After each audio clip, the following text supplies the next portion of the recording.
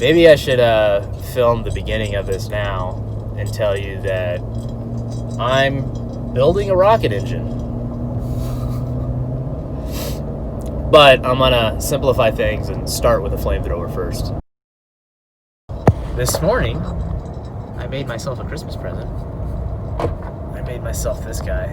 This is a big chunk of brass that I bought when I was at the stores. I saw it and I wanted it. And there's a tip that's a ground down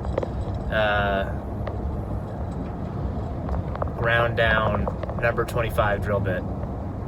I tried doing it at a tungsten carbide last night, and I realized tungsten carbide's like one of the third hardest materials on earth, or maybe it's the 10th hardest, but you really need like a diamond abrasive to cut it, to grind it. So kind of fucked up a lathe bit, just one side of a lathe bit, and kind of fucked up a little bit of my grinding wheel last night. I mean, I don't think I can make this work. I even put it in the drill and tried using a diamond knife sharpening stone. I'm like, oh, I'll be here forever to do this. So ended up making it a tool steel, and I didn't have any tool steel, so I used an old bit. Wasn't even that old. The bit had some life left in it, but I really wanted this thing, so I sacrificed it. It's like $3 to buy a new one if I need a new bit. So yeah.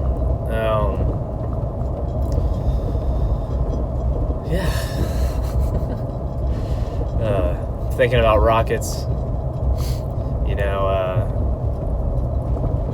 once you pick a target chamber pressure for your rocket, you adjust your thrusts. Well, you can alter flow rate, which is going to change your downstream pressure for sure.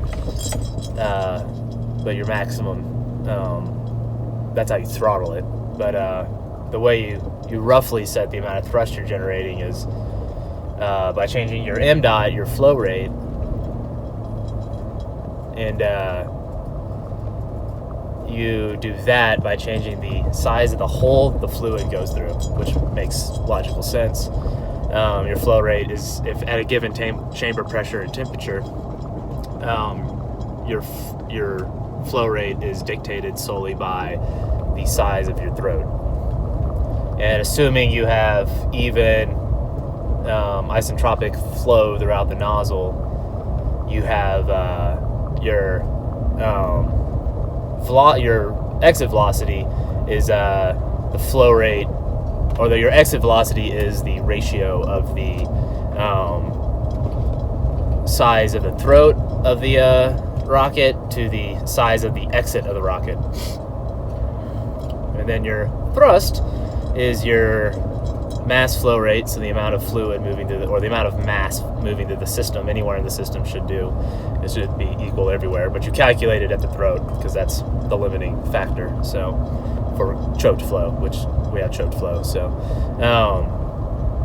calculate it at the throat, and you multiply it, the exit velocity, which is set by your ratio, and then your mass flow rate, which is set by your size of your throat, and those two equal thrust.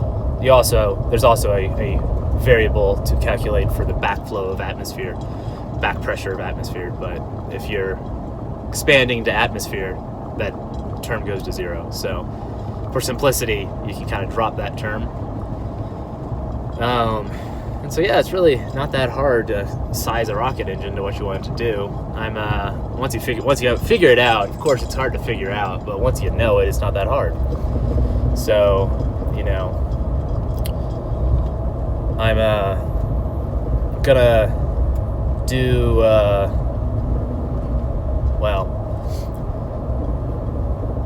what I want to do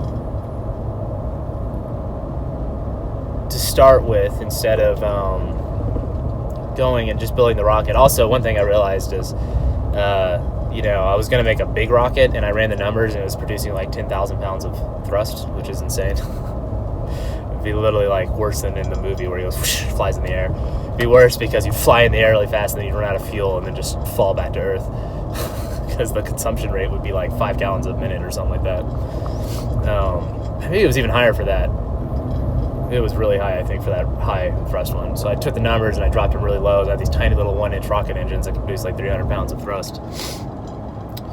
And I think their consumption rate is about 5 gallons a minute. So essentially would deplete your fuel and oxidize your source after 45 seconds. We're going to have about 45 to 30 seconds of hover time on this suit. So, you know, I started this video thinking it was going to be in my hidden vlog series, and now I'm kind of thinking it may go into the actual video. That's interesting stuff. Maybe I should film the beginning of this now and tell you that I'm building a rocket engine. But I'm gonna simplify things and start with a flamethrower first. Yeah, the reason I'm starting with a flamethrower first is because I'm going to...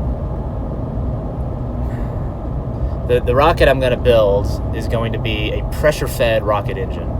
I thought I was going to do a electric motor-driven turbo pump to feed the engine because I thought I needed higher flow rate, assuming my equations are right. I'll probably put a link below to the equations that I have. If anyone's a rocket scientist and you're curious about what I'm talking about and wants to go look at it and tell me what I'm doing wrong, I'd be happy to hear it. But as far as design of it, I think my numbers are right. I think I'm going to have a chamber pressure of about 3,000 psi, and so I can easily manufacture a tank. That's an easy thing to do with a pressure-fed system. Would definitely not get anyone to orbit, but I'm not planning on going to orbit. I just want to fly. So I have plenty enough thrust to be able to handle that weight. Thrust is not an issue. Fuel consumption rate's a little bit of an issue, but again, I only really want to fly for 45 seconds. This is like, and I'll get more efficient at this. I'll make the suit lighter. But these rockets are only for high energy maneuvers, right? For the ultimate goal, which is landing and breaking the speed of sound. Those are the two high energy maneuvers. The rocket's going to run on diesel fuel. The flamethrower is going to run on diesel fuel too, so I want to work with the same medium, which means I can keep the flamethrower on me when I'm flying, which will be so cool. And that's okay. So essentially, because they're pressure-fed rocket engines, right? So there you have an argon tank, high pressure tank, 3,000 psi, the pressure regulator that drops the pressure to about the roughly equal to the chamber pressure of the rocket engine, which is about 300 psi, and then it works like a flamethrower from World War I. It's like the M1A2 flamethrower or something like that. It had the two big bottles on each side and the one bottle in the middle. The one bottle in the middle was a high pressure air. The two bottles on each side was fuel, with an agent in it to thicken it, which I won't have once I have the rockets, obviously, but maybe when I have the flamethrowers. And then the pressure feeds it into the, so down a pipe, there's going to be check valves and lots of stuff. I'll maybe even put a link or like a video image up of the rocket engine, of what I've drawn, just a drawing. But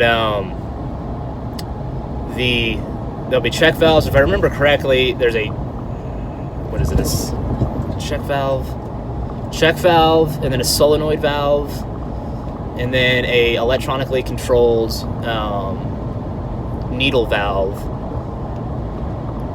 and then into the engine.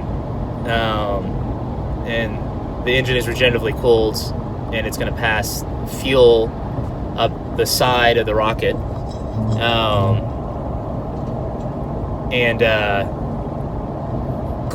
it pulls heat off. It wicks heat away from the engine and keeps you from melting your engine. The way I'm going to manufacture this, I'm going to say really quickly. I'm going to say this all really fast. So I'm going to buy a DRO for the lathe. I'm going to build a buck on the lathe using the DRO to essentially use the manual lathe as a CNC system, and I'm going to step very finely down the geometry of the throat of the rocket, and then I'll bring it to final dimension with sandpaper, make it smooth, and then at the throat, which is the smallest point, it'll be threaded together, the quarter 13 thread, and then a piece of stainless steel will be put over the buck.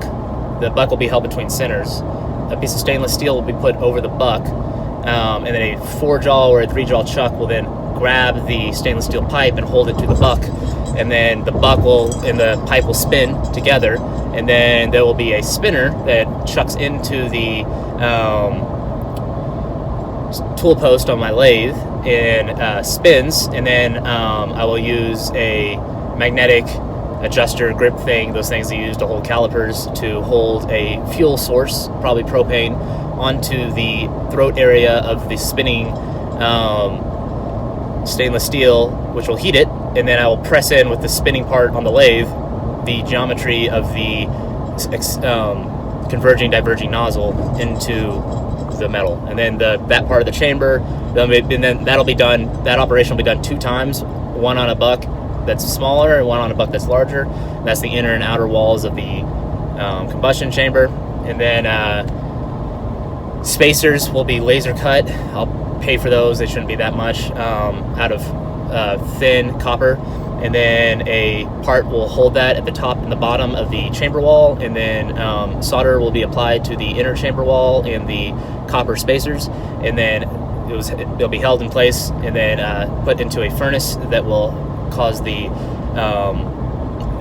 solder to wet out rather, and bond the spacers to the inner layer of the chamber wall, and then they'll be cut free and sanded down, and then the outer chamber wall will be cut in half, and then the loss of the cut will be calculated into the size, and then held around on the spacers, and then TIG welded over it.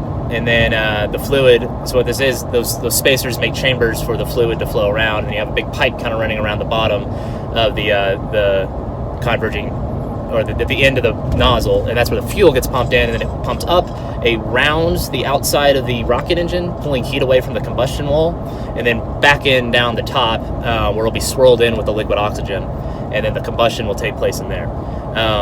The flow rates between the two will be set with those needle valves, which are flow adjustment valves, that are controlled with stepper motors and probably some sort of stop or potentiometer or something to know when they're fully closed or fully open or whatever. And then there'll probably be a thermocouple somewhere in the engine to measure combustion temperature and make sure we're burning at the right ratios and stuff, and just kind of keep an eye on things, give another point of contact on it. And then that's how a rocket engine works. That's how my rocket engine's going to work. They're going to be really small. They'll be very easy to manufacture because of their size. The really small part is really cool. And then that's what I want to do. That's a fairly easy and cheap way to manufacture things, but it's still quite a bit of work. So I was going to build, what I wanted to build was the combustion chamber to start with. So I figured it was the hardest part of a pressure-fed engine. I think the hardest part of a turbopump-fed engine is the turbopump, not the combustion chamber. I think that's the second most complicated thing. But I don't have a turbopump now, so I guess now the most complicated thing is the combustion chamber, right? So what I want to do is I want to build the other most complicated thing, which is the fuel tanks and the LOX tanks. And so, to bring this full circle, what I want to do is I want to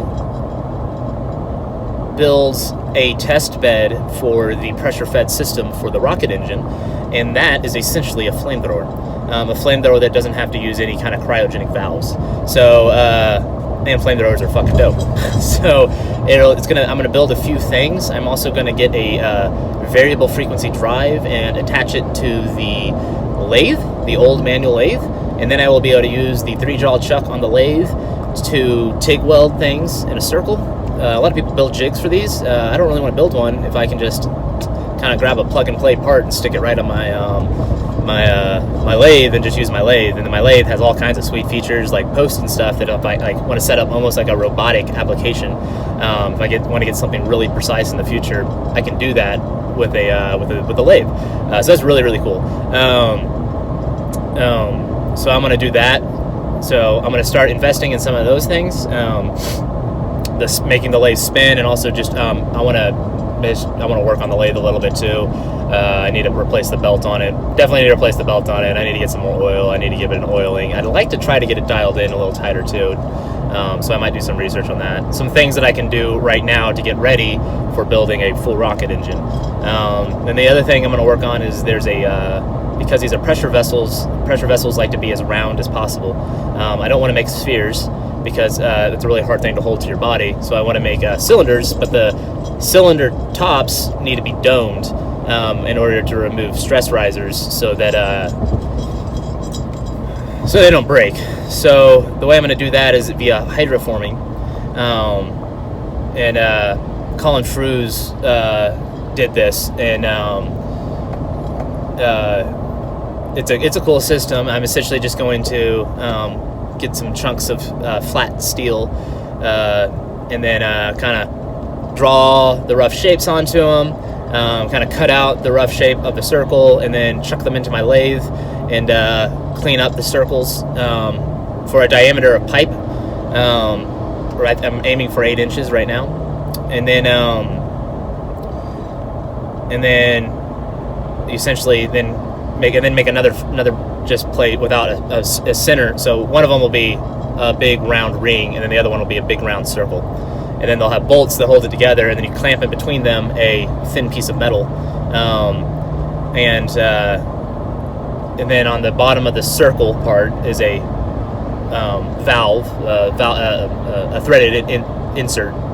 And then you put just a plain old little pressure washer on that side and pump it in with 3,000 psi, and it domes out the metal. It's called hydroforming. It's pretty cool. And that's how I'm going to build the domes. So that's the plan anyway. So I'll also build that, and then that will also be how I build the pressure systems for the rocket. And also, so the fuel and LOX tanks will be made that way, but they'll be made out of stainless. I'm going to be working with mild steel to start with because it's much cheaper. The other thing, though, is I might have trouble finding just a straight pipe that I want to use, and I know I'm going to have trouble finding it for stainless steel. So the other thing I may try to make, including that hydroforming thing, and getting a variac on the, or not variac, a variable frequency drive on the lathe, is building a large ring roller. Those rollers that they use to, and I'll try to remember to put a picture of this up too, because they're cool looking. But those ring rollers they use on like aircraft and stuff to roll big sheets of aluminum, and you can also use them to make pressure vessels. And you can do it from thin material too. So that might also be something I attempt to do, because these don't actually have to be that thick to hold 300 psi. They can be pretty thin, and finding a thin-walled tube that. My phone overheated.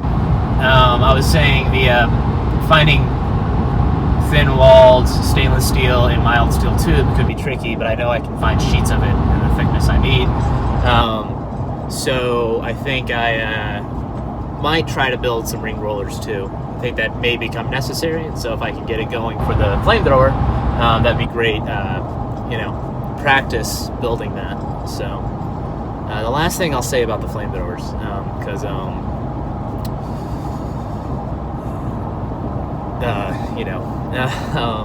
is because they're awesome, is that they're gonna be turned on and off with solenoids and buttons, and that way you'll get really positive release of pressure. And at the end of the solenoid will be I